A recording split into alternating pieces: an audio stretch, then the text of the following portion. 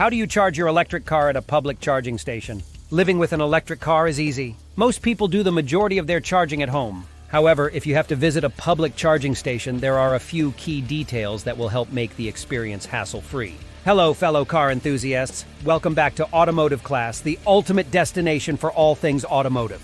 Today, we're delving into the electrifying world of electric cars as we answer the burning question: how do you charge your electric car at a public charging station? Whether you're a seasoned electric driver or just starting your journey into the world of emission-free driving, this guide is tailor-made for you. So join us as we demystify the process and empower you to charge up with confidence. Let's jump into the future of driving right here on Automotive Class. Helpful tips for hassle-free public EV charging. Most electric vehicle owners charge at home a majority of the time. One of the best aspects of EV ownership is being able to plug in your car when you get home from work and wake up in the morning to a full charge. This means no more gas station visits. There are exceptions, of course. People who live in apartments, condos, or rental homes may not have the option to charge at home. You also can't charge at home if you're traveling.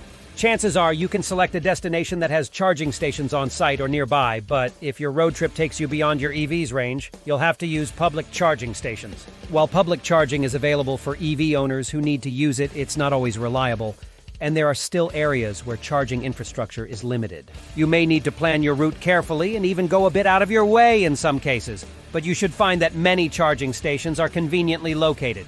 When everything is working properly, public charging can be as easy as plugging in your car and waiting until it has enough capacity to get you to your destination, or at least to the next charging station. That said, there are many details you should know to make your public charging experience hassle-free. Charging speeds vary widely among EVs and charging stations. Different electric cars use different types of charging connectors, and prices and payment methods vary by station. Saving time while getting the most out of your charging pit stops requires a basic understanding of how charging curves work. In other words, it's important to know how often you should stop to charge your EV and how long you should plan on charging at each stop. Charging levels. Speed. There are currently 3 charging speeds: Level 1, Level 2, and DC fast charging, which is sometimes referred to as Level 3. That's not technically accurate, as Level 3 doesn't formally exist, but that's a discussion for another day. Level 1 charging refers to plugging into a standard 120-volt wall outlet. Any EV can be charged using any normal outlet in your home, but it only adds about 3 to 5 miles of range per hour. It will take days to charge an EV's battery fully using this method.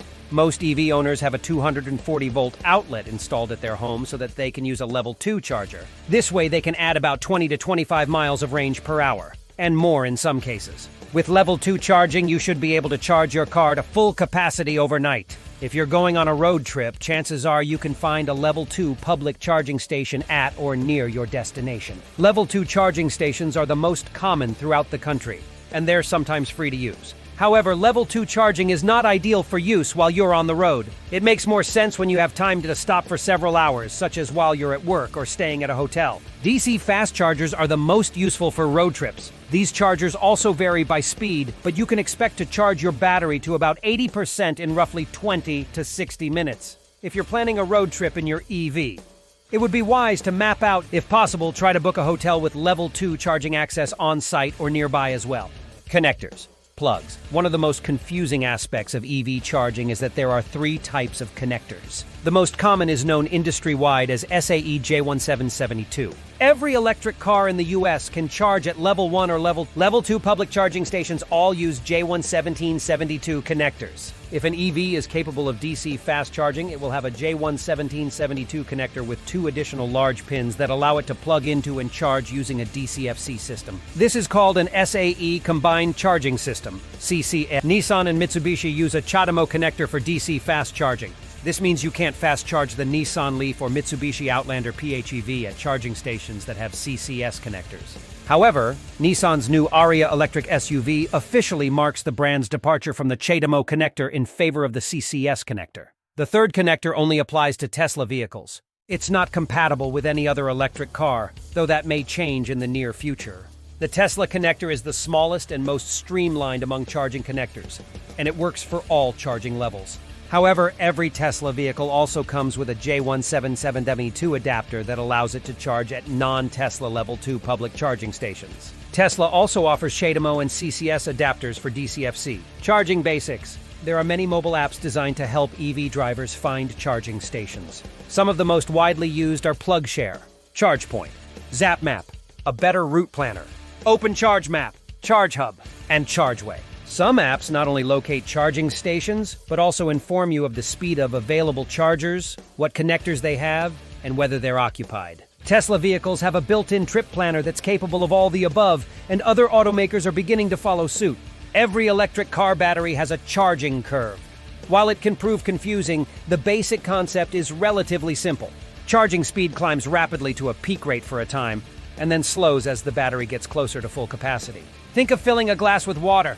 You can pour rather quickly at first, but you have to slow as the glass fills up or it will overflow. Taking an EV's charging curve into consideration, it typically makes the most sense to begin fast charging when the battery is at a low state of charge and stop the session at around 80%. This way you can charge quickly and get back on the road. Waiting for the car to charge to full can take much longer than charging to 80%, since the last 20% could take as long, if not longer, than the first 80%.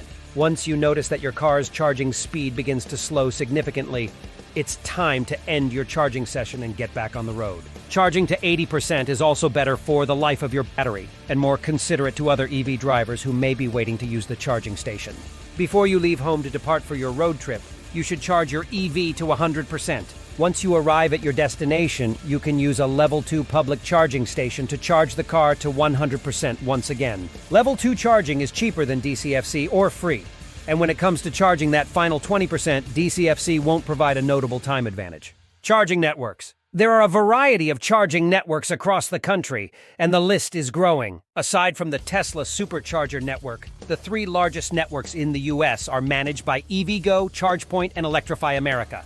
Pricing and payment plans and methods vary among charging networks, and pricing can fluctuate based on the day of the week and the time of day. If you're lucky, you may be able to find a Level 2 station that's free to use. DC fast charging stations typically require an access card or a mobile app for use. You simply link your debit or credit card to the app and you're ready to go.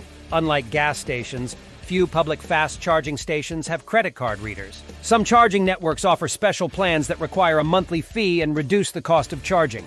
Regardless, DC fast charging is more expensive than Level 2 charging, so it's best to only use it when you have no other option. Thankfully, even the priciest public fast charging stations will save you money overpaying for gas. As we conclude this electrifying session, we hope you're now equipped with the knowledge to charge your electric ride hassle-free. If you found this guide valuable, don't forget to hit that like button, share it with your fellow EV enthusiasts, and subscribe for more deep dives into the automotive universe. Have your own charging stories or tips to share? Drop them in the comments below and let's keep the conversation buzzing. Until our next journey together, stay charged, stay curious, and keep the passion for automobiles alive. This is Automotive Class signing off. Drive safe, and may your roads always be charged with excitement.